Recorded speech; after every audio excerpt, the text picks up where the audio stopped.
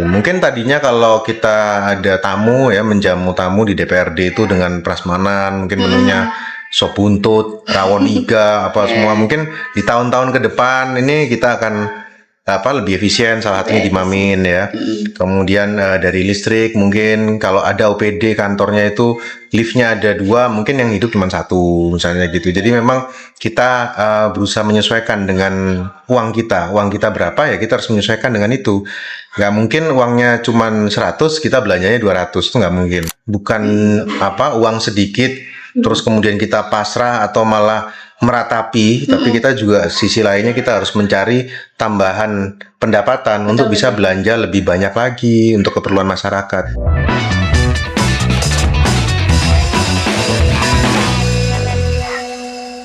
Assalamualaikum warahmatullahi wabarakatuh. Halo dulur, balik maning ning podcast Henggono Tunggale Jawa Pos Radar Banyuwangi. Senang sekali saya Devi Fatihatul Asliha kembali hadir menemani Anda semua dalam podcast yang spesial, tentunya dengan pembahasan yang spesial juga. Pada episode kali ini kita akan membahas sebuah topik penting yang berkaitan dengan masa depan pembangunan di Jawa Timur, yakni APBD Jatim merupakan motor ekonomi atau justru beban daerah. APBD atau Anggaran Pendapatan dan Belanja Daerah merupakan instrumen utama pemerintah provinsi dalam menjalankan pembangunan, menggerakkan sektor ekonomi serta menyediakan layanan publik bagi masyarakat. Namun muncul sebuah pertanyaan besar. Apakah APBD Jawa Timur sudah benar-benar mampu menjadi motor penggerak perekonomian? Atau justru masih terbebani oleh porsi belanja rutin yang tinggi sehingga ruang fiskal untuk pembangunan menjadi terbatas? Nah, Sobat Radar, untuk membahas hal ini lebih dalam lagi, hari ini kita telah kehadiran narasumber yang spesial dan tentunya mumpuni di bidangnya. Telah hadir bersama saya Bapak Pranaya Yuda Mahardika, SPMIB, selaku anggota Komisi C DPRD Provinsi Jawa Timur yang membidangi keuangan dan perekonomian daerah, serta Ketua Fraksi Partai Golkar DPRD Jawa Timur. Nah, dengan beliau pada kesempatan kali ini kita akan mengulik nih, bagaimana sih proses penyusunan APBD, apa saja prioritas anggarannya, tantangan yang dihadapi, serta strategi apa yang digunakan DPRD agar APBD ini benar-benar memberikan dampak nyata bagi masyarakat.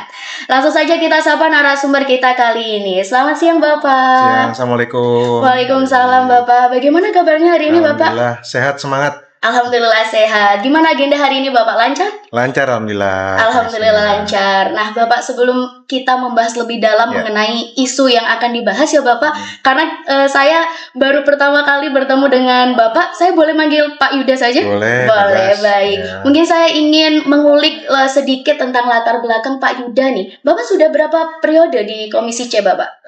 Kalau di Komisi C ini periode kedua. Oh, periode kedua. Nah, sebelumnya apa sih Pak yang membuat Bapak akhirnya tertarik untuk terjun ke dunia politik yang akhirnya membawa Bapak ke Komisi C kali ini? Ya, kalau sebetulnya dari biologis memang kebetulan almarhum ayah juga memang politisi. Baik. Di Golkar juga, dan kemudian dari situ tentu alam bawah sadar ya. Tapi lebih dari itu adalah perkataan senior saya bahwa kita itu kalau mau jadi manusia itu ada 3 pilihan. Manusia yang diam, artinya seperti batu ya, tidak memberikan gangguan, tidak memberikan manfaat bagi sekitar gitu ya. Ada juga di atas itu ada manusia yang seperti hewan dan tumbuhan, memberikan manfaat bagi sekitarnya. Ada lagi di atas itu kalau mau jadi rahmatan lil alamin, Mbak. Betul. Nah, itu salah satu caranya adalah dengan jadi politisi, bisa memberikan manfaat untuk umat. Oke, baik. Jadi tujuan utamanya untuk memberikan manfaat ya Bapak. Amin, insyaallah ya. Selain menjadi Komisi C, Bapak juga sebagai Ketua Fraksi Partai Golkar nih. Terkait isu yang akan kita bahas, bagaimana sih Pak Bapak melihat peran strategis fraksi ini dalam proses pembahasan APBD? Apakah ini tuh berhubungan atau sebenarnya tidak terlalu berhubungan nih Pak? Ya tentu berhubungan Mbak, karena kita sebagai fraksi itu adalah kepanjangan tangan dari partai ya. Dan kita tentunya punya arah kebijakan pembangunan yang itu bisa kita tuangkan dalam setiap rapat paripurna maupun rapat komisi di masing-masing komisi maupun di di masing-masing pembahasan. Salah satunya kalau kita bicara APBD pasti pembahasannya panjang, dan itu ada pembahasan di komisi di mana kita punya 15 kursi dan rata-rata 3 orang anggota per komisi. Komisi A itu 2 orang, kemudian B, C, D E itu 3 orang per komisi. Nah, kemudian di situ juga kita punya forum lain yaitu paripurna, dan kita juga punya banggar ya untuk membahas penganggaran di APBD. Nah, di situ tentunya peran fraksi sangat penting. Garis-garis kebijakan seperti apa yang mau kita sampaikan kepada pemerintah provinsi itu dituangkannya melalui rapat-rapat itu, melalui anggota-anggota fraksi Golkar. Baik. Berarti sangat berhubungan sekali ya dengan pembahasan APBD ini, baik. Nah, Bapak, sebagian orang nih menilai APBD hanya menjadi beban karena banyak terserap untuk belanja rutin. Sementara sebagian lainnya juga melihatnya sebagai motor penggerak perekonomian atau pembangunan. Nah, Bapak sebagai Komisi C nih, bagaimana sih Bapak memandang APBD Jawa Timur? Ya, APBD Jawa Timur itu pasti adalah penggerak motor, Mbak. Kalau kita bicara kita bicara teori makroekonomi ya, ada konsumsi plus investasi plus government spending, kemudian ekspor kurangi impor. Nah, di situ ada elemen penting yang namanya government spending. Government spending itu adalah pemicu untuk adanya rantai ekonomi. Jadi ketika pemerintah ini belanja, ya mengeluarkan anggaran untuk mengerjakan proyek ataupun dia memberikan bantuan pada masyarakat, tentu akan ada multiplier efeknya. Bahkan kalau kita bicara biaya rutin pun, belanja rutin ke pegawai misalnya, itu pun juga menjadi pengungkit daya beli di masyarakat. Sehingga dari situ akan tercipta rantai ekonomi yang selanjutnya bisa meningkatkan kesejahteraan masyarakat. Baik. Berarti semuanya saling berhubungan sekali. Saling berhubungan. Untuk tahun ini fokus utama APBD ini untuk bidang apa aja sih, Pak? Sebetulnya kalau kita bicara fokusnya, itu kita tahun 2026 ini kita ke infrastruktur ya, Mbak ya. Infrastruktur. Ya, ke infrastruktur karena kita masih punya banyak pekerjaan rumah untuk ke depan itu. Yang pertama JLS, Jalur Lingkar Selatan, yaitu yang masih masih kita teruskan untuk bisa sampai dari Pacitan ke Banyuwangi kan gitu ya. Kemudian kita juga punya proyek Transjatim, yaitu angkutan rapid transit dari lintas kota. Nah, ini kita barusan meresmikan yang dari Malang, Batu, Surabaya rutenya. Itu kalau pelajar, Mbak, hanya 2.500. Gitu, pekerja 5.000. Nah, jadi ini untuk membantu menggerakkan sektor perekonomian secara tidak langsung ya. Dan itu semuanya dananya dari APBD gitu. Kenapa bisa semurah itu? Ya karena ada APBD kan begitu ya. Nah, kemudian kita juga jangan lupa bagaimana kita memaintain jalan raya yang mungkin kita lewati sehari-hari nggak sadar itu, ya jalan itu juga bisa mulus, bisa dilewati ya karena APBD juga. Jadi tahun ini temanya memang infrastruktur, Mbak. Infrastruktur. Ya. Apakah tema fokus utama infrastruktur itu berkaitan dengan fokus utama di tahun sebelumnya atau ini memang fokus baru, Pak? Ya, memang kita ada RPJMD, Mbak ya, Rencana Pembangunan Jangka Menengah Daerah, yang itu adalah visi misi dari gubernur. Tentunya visi misi dari gubernur tidak melulu tentang infrastruktur saja. Ada UMKM di situ, kemudian juga ada pangan di situ, kemudian juga ada tentang keagamaan dan lain-lain ya. Jadi masih banyak sekali yang memang perlu kita kerjakan, dan tahun ke tahun memang temanya berbeda-beda. Ya. Kalau untuk tahun sebelumnya lebih ke bidang apa, Pak? Sebelumnya itu yang saya ingat ke bidang industri, Mbak. Ke bidang industri pangan. Industri pangan. Baik, untuk yang tahun ini dan tahun depan lebih ke infrastruktur ya, Bapak. Baik. Fokus ini nih tentu tercermin dari total anggaran ya, Bapak. Bagaimana sih komposisi alokasinya di antara belanja wajib dan juga pembangunan nih, Pak? Ya, kalau kita bicara belanja wajib itu mandatory spending itu tentu sudah ada terbagi dalam belanja rutin ya kan. Betul. Gaji, kemudian biaya-biaya operasional yang ada di tiap-tiap OPD itu tentunya adalah belanja wajib kita. Dan itu sudah kita kunci di di tiap tahun itu pasti sudah angkanya itu sudah hampir fix lah ya, final lah gitu ya. Sehingga kita bisa menganggarkan untuk hal-hal lain yang menjadi belanja prioritas. Belanja prioritas itu adalah biasanya kita belanja program yang memang sesuai dengan cita-cita gubernur dan wakil gubernur. Jadi visi misi gubernur dan wakil gubernur itu supportingnya ya dari APBD belanja prioritas itu. Itu, Mbak. Nah, biasanya APBD untuk belanja wajib ini masih lebih tinggi. Untuk tahun ini apakah masih lebih tinggi daripada APBD untuk belanja pembangunan, Pak? Kalau untuk pembangunan tentu kita lebih tinggi ya. Dan apa namanya, kalau kita lihat dari tahun ke tahun hanya kan pembangunan ini berbeda-beda tiap tahunnya, itu ke arah mana seperti yang saya sampaikan di depan. Nah, jadi kalau misalkan bicara proporsi, tentunya kita bisa membagi lagi, membreakdownnya lebih banyak lagi, Mbak. Nah, itu nggak selesai nanti kalau kita bahas di sini. Tapi yang jelas memang kita mengarahkan untuk belanja prioritas yang itu sesuai dengan visi dan misi gubernur sesuai RPJMD itu sih. Tapi tentunya belanja pembangunan juga tetap akan dikerjakan ya Bapak? Iya, tentu. Terkait penggunaan anggaran ini menurut Bapak, apakah APBD Jatim ini sudah ditetapkan secara efisien atau bagaimana Bapak melihat beberapa tahun terakhir ini? Tentu akhirnya APBD ini mau tidak mau harus efisien. Karena di tahun 2025 itu kita terkena undang-undang yang namanya Undang-Undang Nomor 1 tahun 2022 tentang HKPD, hubungan keuangan pemerintah daerah. Nah, pusat dan daerah, sehingga kita itu punya proporsi-proporsi yang itu kemudian berubah di tahun 2025, yang tadinya kalau Mbak Demi bayar pajak ya, pajak kendaraan bermotor nih misalnya, bayar misalnya 1 juta gitu. Nah, itu tadinya di tahun 2024 ke belakang proporsinya adalah 60 sekian persen untuk pemerintah Provinsi Jawa Timur. Sisanya itu untuk kabupaten kota, dibagi rata semua kabupaten kota. Hari ini sudah berubah, mulai tahun 2025 dia berubah, sehingga provinsi hanya menerima 30-an persen, kemudian sisanya yang 60% itu dibagikan pada kota kabupaten berdasarkan proporsi jumlah plat nomornya masing-masing kota kabupaten.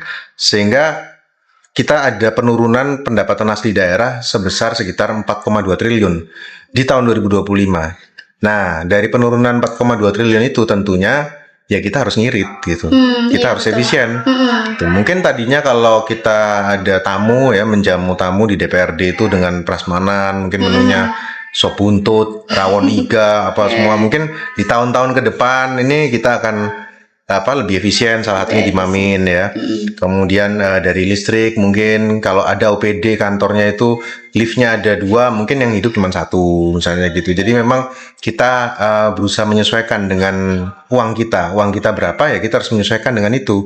Nggak mungkin uangnya cuma 100 kita belanjanya 200, itu nggak mungkin. Nah, itu defisit.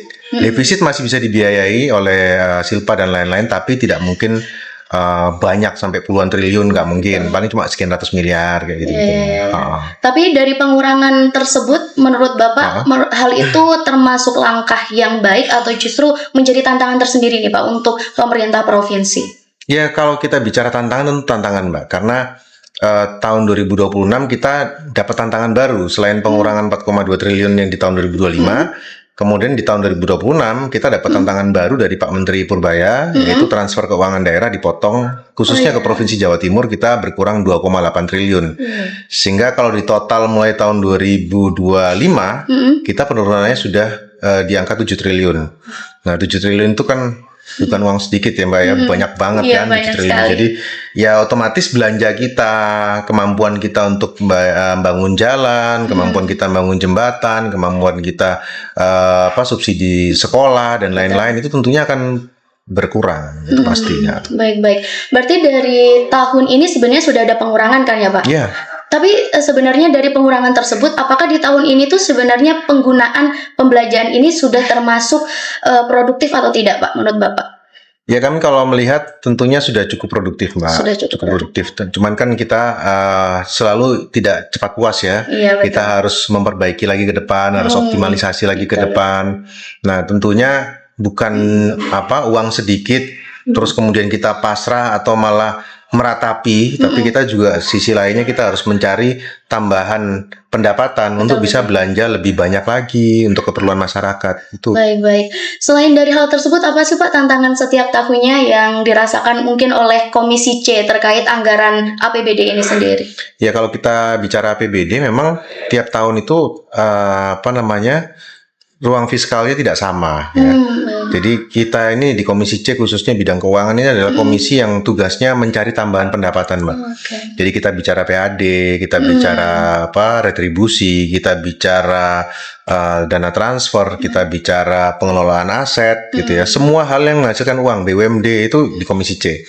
Nah, komisi lain ini komisi penghambur. Nah, kita mencari yang lain menghamburkan. Jadi tantangannya memang bagaimana kita itu bisa menambal setidaknya apa yang sudah hilang akibat terpotong di pajak kendaraan bermotor maupun pengurangan itu tantangannya. Strategi apa sih Pak yang dilakukan oleh Komisi C mungkin salah satunya? Hari ini saya sebagai anggota Komisi C melihat banyak terobosan lah yang dilakukan oleh teman-teman ya, terutama pimpinan komisi. Salah satunya tentang kita optimalisasi namanya pendapatan dari sektor mineral bukan logam dan batuan (MBLB). MBLB itu adalah salah satu option pendapatan baru. Nah, sekarang kita betul-betul mencermati pelaku-pelaku usaha MBLB, artinya penambang-penambang itu kita cermati. Pertama, sudah punya izin atau belum? Berarti itu dinas penanaman modal yang kita panggil. Kemudian, apakah sudah optimal dalam rangka kita menarik retribusi mereka? Bapenda kita panggil. Kemudian APH juga kita panggil. Kita rapat kerja bersama ya. Nah, sehingga semua itu terintegrasi, duduk satu meja, sehingga bisa punya langkah yang tepat dalam rangka bersama-sama menggali potensi PAD dari sektor itu. Kemudian kita juga melakukan terobosan yang namanya Des optimalisasi aset. Des optimalisasi aset itu kita mengumpulkan dinas-dinas atau PD-OPD yang punya aset. Jadi misalnya dinas A gitu, dia punya aset berapa gitu, kita tanya, oh ada 10 lahan nih gitu. Yang sudah dioptimalisasi berapa? Oh baru 5. Oke, 5-nya kenapa kok kosong? Nah itu satu persatu. Semua dinas, puluhan dinas itu kita kumpulkan jadi satu tempat. Kita interview satu-satu, kendalanya apa juga kita interview. Kemudian dirangkum menjadi satu di bawah BPKAD sebagai yang menaungi leading sektornya soal aset. Baru kemudian kita melakukan rapat kerja untuk langkah strategis ke depan, kira-kira BPKAD harus ngapain supaya aset-aset yang nganggur ini bisa kepakai dan menghasilkan PAD. Oke, berarti asetnya sangat berpengaruh terhadap Komisi C itu sendiri ya Pak? Iya pasti. Untuk pemasukannya juga. Nah Bapak juga tadi menyampaikan bahwa Komisi C ini sebenarnya yang mengumpulkan, lalu komisi lainnya yang menggunakan. Nah, gimana sih langkah strategis dari Komisi C ini untuk memastikan bahwa anggaran itu tidak ada pemborosan atau digunakan secara produktif gitu Pak? Ya tentunya kalau kita bicara manajemen pengelolaan anggaran, Mbak, yang pertama kita harus bicara mengenai perencanaan dulu. Perencanaan itu adalah biasanya dilakukan di bulan-bulan pembahasan APBD tahun depan. Seperti yang untuk 2026 kita tentunya membahas itu di sekitaran Oktober-November. Itu kita bahas, kita meminta tentunya rincian kegiatan anggaran yang akan mereka dinas-dinas itu lakukan. Jadi mulai makan minumnya mereka, kebutuhan ATK-nya mereka, kebutuhan gaji, kebutuhan pemeliharaan gedung, kebutuhan yang lain-lain. Semuanya kita rangkum, dan apakah itu sudah tepat sasaran atau enggak, ya itu debatnya adalah di pembahasan itu. Nah, kalau sudah kita lakukan rapat-rapat di komisi-komisi itu dan juga di tingkatan Banggar, maka setelah itu tentunya setelah kita sahkan, tentunya tahun depan adalah tupoksi kita yang lain yang berjalan, yaitu namanya tupoksi pengawasan. Ya, fungsi pengawasan itu harus kita jalankan secara maksimal. Nah, sehingga kalau ada hal yang melenceng yang sudah dianggarkannya untuk A kok tapi ternyata belinya B misalnya. Nah, itu kita memang digaji untuk itu, gitu, untuk mengawasi itu. Baik. Terkait pengawasan itu tidak bisa dipungkiri ya Bapak, sekarang sudah memasuki digitalisasi. Menurut Bapak, dunia digitalisasi ini juga berpengaruh nggak sih Pak untuk memudahkan pengawasan itu? Ya, tentu Mbak. Jadi nggak mungkin satu orang anggota dewan itu bisa mengawasi seluruh Jawa Timur jalannya pemerintahan seperti apa, itu mustahil ya.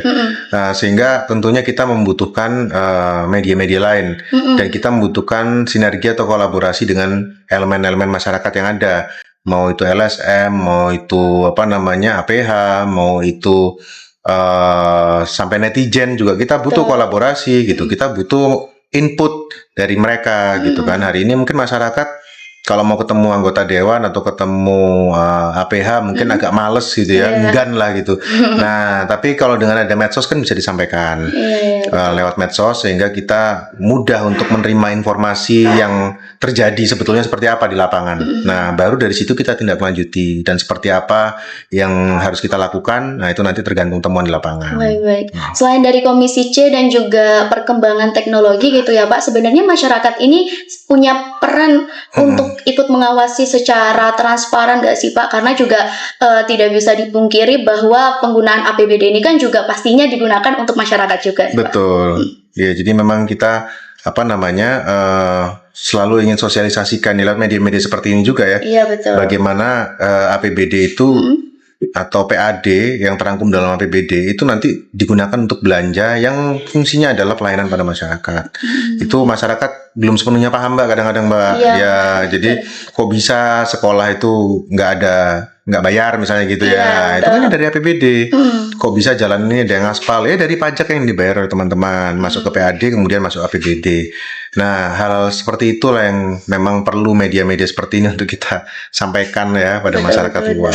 Baik Bapak, untuk memastikan program atau strategi itu berjalan, apakah Komisi C ini pernah melakukan kunjungan lapangan atau audit proyek untuk memastikan realisasi anggaran ini Pak? Ya pasti, itu salah satu tupoksi kita pengawasan, yaitu ditunjang dengan anggaran yang untuk kunjungan kerja dan lain-lain. Itu memang tujuan kita adalah untuk melakukan pengawasan. Fungsi pengawasan itu bisa kita melihat jalannya belanja untuk pembangunan misalnya, atau kalau di kami itu kami mencermati kinerja dari BUMD yang ada, misalnya di Bank Jatim cabang mana misalnya gitu, kita kunjungi sana, kita lihat, kita audit seperti apa sih, apa sudah maksimal atau belum. Kemudian juga kita juga ngecek lahan-lahan yang ada di Jawa Timur yang miliknya Pemprov Jawa Timur, apakah sudah teroptimalisasi atau belum, atau jangan-jangan ada bangunan liarnya misalnya kayak gitu. Nah itu perlu, dan itu semuanya kita anggarkan di APBD. Jadi tahun depan itu kita sudah tahu berapa kali kita bisa melakukan inspeksi atau kunjungan kerja ke tempat tertentu untuk melakukan fungsi pengawasan. Baik, saat kunjungan lapangan pernah nggak sih Pak mendapatkan kayak keluhan langsung dari masyarakat gitu? Ya, pernah mendapatkan keluhan. Biasanya dalam hal apa nih Pak? Kita pernah juga kunjungan ke terminal, Mbak. Terminal dalam rangka kita ngecek pendapatan retribusinya terminal gitu ya. Nah, ternyata di situ masih banyak ruangan-ruangan kosong. Terus juga yang lapak-lapaknya itu pas waktu itu kita datang ya, tapi mungkin hari ini udah diperbaiki ya. Itu ada komplain tentang fasilitas terminal segala macam. Ya, tentunya kita selalu mendorong mitra kerja itu untuk memberikan pelayanan yang baik pada orang yang membayar retribusi pada kita, ya kan. Orang buka lapak di terminal, bayar PAD, ya kan, bayar retribusi masuk PAD, itu juga pelayanannya harus baik. Kemudian ruangan-ruangan yang kosong itu mestinya bisa dipakai. Mungkin aulanya bisa ditawarkan untuk mantenan, misalnya gitu. Itu kan masuk jadi PAD gitu ya. Itu sharing-sharing yang sering kita lakukan dengan mitra kerja kita. Oke, baik Bapak. Kita berpindah ke penguatan ekonomi daerah nih Pak. APBD ini tentu tak hanya soal angka nih Pak, tapi juga memacu ekonomi daerah. Sektor apa saja sih Pak yang menjadi motor ekonomi Jawa Timur menurut Bapak? Kalau menurut kami tentunya yang pertama adalah sektor UMKM ya. Ya, UMKM ini ada sekitar 50% PDRB kita dari UMKM. Kemudian di 20 sekian persen itu dari pertanian, Mbak. Nah, pertanian ini khususnya pangan. Karena hari ini kita perlu sama-sama tahu bahwa Jawa Timur ini adalah lumbung pangan nasional. Gitu. Jawa Timur ini 30% produksi beras dari nasional itu 30% dari Jawa Timur. Ya, kemudian produksi jagung nasional 40%-nya dari Jawa Timur. Gula 50% dari Jawa Timur. Belum bicara telur, garam, semua dari Jawa Timur. Jadi Jawa Timur ini lumbung pangan nasional, sehingga itu menjadi salah satu sektor favorit untuk dikembangkan ke depan, karena bagaimanapun jumlah penduduk itu biasanya pasti naik ya. Dan kenaikan jumlah penduduk pasti juga seiring dengan kenaikan kebutuhan pangan.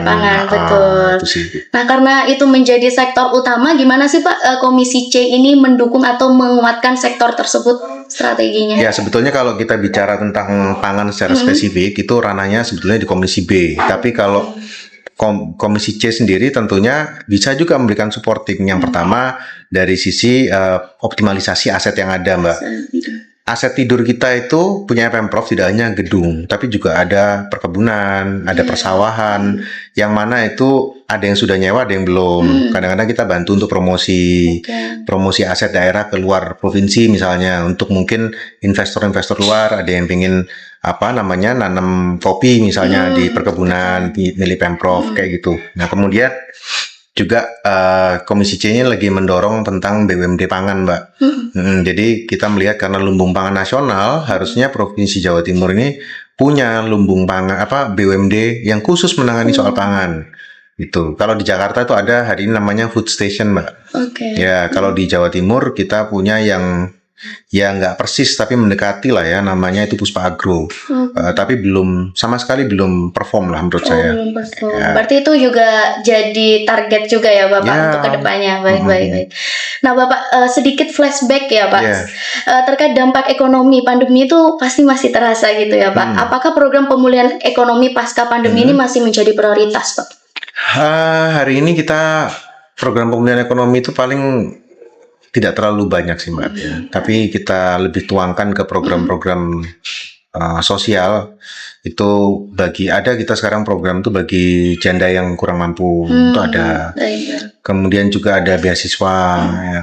Tapi kalau di sisi ekonominya kita membuat beberapa program yang salah satunya misalnya kredit murah untuk UMKM gitu ya. Setahun bunganya cuma 3%. Nah, kalau KUR itu kan 6%. Ini di bawahnya lagi. Hanya 3% per tahun. Itu kita tujukan memang untuk UMKM apapun, mau itu tambal ban, mau tukang bakso, mau apapun siapapun bisa pakai itu dengan bunga 3%. Tujuannya memang untuk jadi pengungkit perekonomian di Jawa Timur.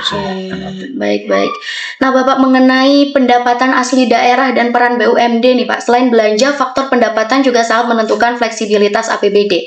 Seberapa penting sih Pak peran PAD bagi kemandirian fiskal Jawa Timur? Ya, tentunya PAD hari ini sangat-sangat penting Mbak, karena PAD itu besarnya adalah sekitar 70% dari pendapatan daerah. Jadi pendapatan daerah itu PAD-nya 70%, 30%-nya transfer dari pusat.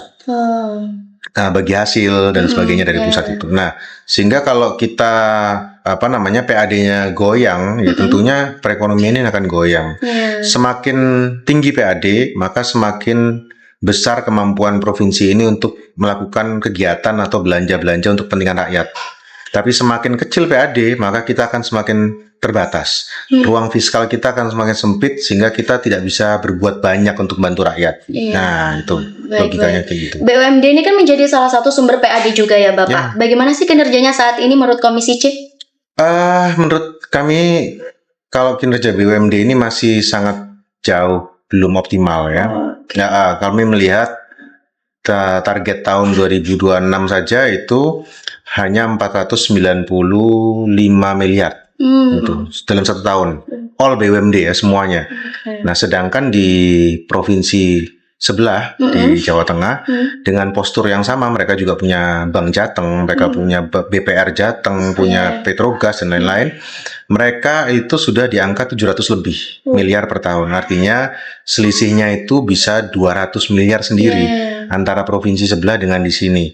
Nah, tentunya kalau kita tarik secara perangkaan saja sudah jelas nampak bahwa kita masih belum optimal. Betul. Apa sih hal yang membuat akhirnya kita sedikit tertinggal gitu Pak terkait hal ini?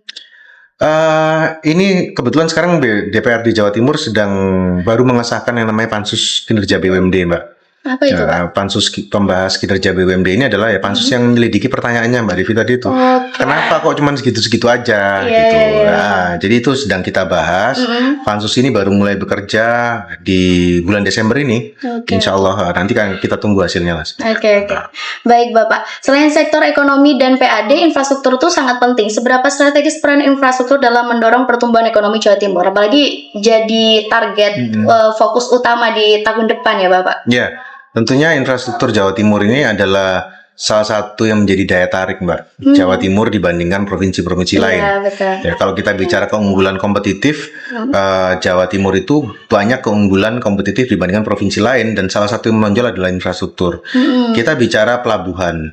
Pelabuhan itu kita punya sekitar 22 total perikanan maupun barang di pesisir-pesisir Jawa Timur itu. Kemudian kita bicara lagi bandara. Bandara juga kita punya cukup banyak ya kan. Terus kita bicara jalan tol. Jalan tol kita sudah cukup bagus, bahkan di tahun baru 2026 ini akan buka yang sampai ke timur itu sampai Python, Mbak. Ya, jadi Mbak kalau merasakan Surabaya Banyuwangi nanti biasanya mungkin 7 atau 6,5 jam ya, nanti bisa tinggal 5 atau 4,5 jam. Nah, sehingga itu menjadi salah satu daya tarik kita. Dan jangan lupakan juga infrastruktur digital, Mbak. Jadi infrastruktur digital kita, kalau kita bicara sinyal wifi, jaringan fiber optik itu juga adalah salah satu keunggulan kita dibandingkan provinsi-provinsi lain. Provinsi lainnya, baik.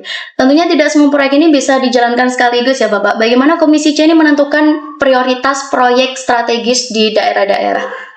Kalau menentukan proyek strategis itu tidak di Komisi C semata Mbak, tapi kita biasanya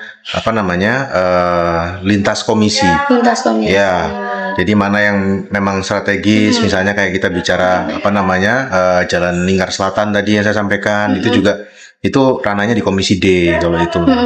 Kemudian mungkin bagaimana sekarang ada strategis yang misalnya koperasi desa Merah Putih, nah itu di Komisi B koordinasinya. Ya, jadi tidak ada spesifik. Kalau Komisi C memang ini menggali pendapatan aja ininya, paling utamanya di situ. Baik.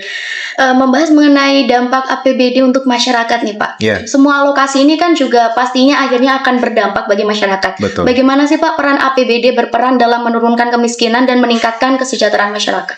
Oh ya, tentunya kalau APBD ini Mbak, salah satunya memang tadi saya sempat nyinggung tentang Prokesra atau program kesejahteraan rakyat yang kita titipkan di Bank UMKM dengan bunga 3%. Contoh konkret yang pernah saya alami di lapangan di Dapil ya, ini bicara spesifik Banyuwangi Kalipuro saya bicara. Jadi saya pernah menyampaikan di situ tentang program ini dan kemudian saya bawa itu Bank UMKM-nya bersama-sama, kita paparan, kemudian setelah itu ada tindak lanjut, ada hadirin dari acara saya itu yang nanya-nanya dan akhirnya mendaftarkan dirinya usahanya di Bank UMKM itu. Pertama itu usahanya ini Mbak, di bidang odong-odong. Ya, di bidang odong-odong dia menjaminkan sepeda motornya. Sepeda motornya itu dijaminkan untuk pinjam 10 juta waktu itu. Nah, dengan bunga 3%, kemudian ketika sudah pelunasan, dia minta top up, minta nambah lagi, minta minjem lagi gitu kan. Nah, tapi dengan bunga normal dan pinjaman yang plafonnya ratusan juta. Ternyata dia dari hasil odong-odongnya itu sudah bisa beli mobil, Mbak. Ya, jadi hal seperti itu kan hal yang kadang kita tidak duga dari sebuah usaha kecil yang ternyata ketika kita berikan insentif berupa kredit murah, maka itu akan bisa menjadi pengungkit untuk kenaikan kesejahteraannya dia. Baik. Ya, gitu. Menyikapi semua itu, program atau langkah apa supaya saat ini menjadi fokus utama Komisi C terkait sasaran kepada masyarakat langsungnya? Pastinya karena masyarakat juga harus bisa berkontribusi langsung kan Pak untuk APBD ini. Ya, tentunya kalau kita bicara kontribusinya masyarakat, ya saya mengimbau pada masyarakat untuk betul-betul bisa pertama memahami alur APBD, memahami bagaimana APBD ini berdampak pada mereka, sehingga juga timbul kesadaran membayar pajak. Itu juga penting. Ya, karena salah satu penopang PAD kita itu adalah pajak kendaraan bermotor. Ya, semakin banyak orang taat pajak, maka PAD kita juga semakin naik. Akhirnya semakin banyak kita bisa membangun kesejahteraan Jawa Timur. Tapi untuk masyarakat Jawa Timur ini apakah sudah termasuk yang konsisten dalam pembayaran pajak nih Pak? Kalau untuk ketaatan sudah cukup baik Pak. Sudah cukup baik. Nah Bapak, tentunya masyarakat juga ingin mengetahui nih harapan legislatif ke depan. Apa sih pesan Bapak terkait pengelolaan APBD ini? Ya, untuk APBD ini memang kita merancangnya sedemikian rupa untuk pengungkit kesejahteraan rakyat. Tapi juga tentunya kita butuh bantuan dari seluruh elemen masyarakat untuk betul-betul kita awasi bersama penyelenggaraan pemerintah yang ada di pemerintahan Provinsi Jawa Timur, baik itu di tingkatan OPD maupun di tingkatan unit-unit seperti sekolah, rumah sakit, dan lain-lain. Ayo kita sama-sama jaga, kita sama-sama awasi agar semuanya bisa berjalan dengan baik dan sesuai relnya. Baik, Bapak, terakhir mungkin apa yang ingin disampaikan atau penutup closing statement, pesan yang ingin disampaikan Bapak agar generasi muda ini lebih memahami APBD dan peran legislatif dalam pembangunan daerah, karena tidak dipungkiri bahwa generasi muda nantinya yang akan melanjutkan Indonesia ini bagaimana? Ya, untuk generasi muda di Jawa Timur, pesan saya adalah yang pertama, jangan apatis terhadap politik, karena politik itu sesungguhnya adalah alat kita untuk bisa membantu masyarakat. Ya, jadi sepanjang alat itu digunakan dengan baik, insya Allah akan bisa berdampak secara real pada masyarakat. Jadi jangan apatis, justru pelajarilah alur-alur pemerintahan maupun politik, ya, sehingga bisa mengerti di mana anak-anak muda ini bisa berkontribusi. Di titik-titik mana bisa berkontribusi, di titik-titik mana bisa bantu mengawasi, dan bahkan bisa menjadi orang yang bermanfaat untuk masyarakat yang lain. Baik, luar biasa sekali. Terima kasih saya ucapkan kepada Bapak Yuda atas terima kasih. insight yang dibagikan dan juga informasi materi banyak yang dibagikan pada diskusi kita kali ini. Semoga apa yang kita bahas bisa berguna dan bermanfaat bagi seluruh terutama rakyat di Jawa Timur, masyarakat di Jawa Timur. Nah, bagi pendengar, semoga informasi ini bisa memberikan gambaran yang lebih jelas tentang bagaimana APBD ini berdampak pada pembangunan dan kesejahteraan masyarakat, serta pentingnya berpartisipasi kita semua dalam mengawasi penggunaan anggaran daerah. Sekali lagi terima kasih Bapak, dan untuk sahabat Jawa Pos Radar Banyuwangi yang sudah mendengarkan. Saya Dewi Fatihatul Asliha, pamit undur diri dan sampai jumpa di episode selanjutnya hanya di podcast Hengono Tunggale Jawa Pos Radar Banyuwangi. Wassalamualaikum warahmatullahi wabarakatuh. Waalaikumsalam.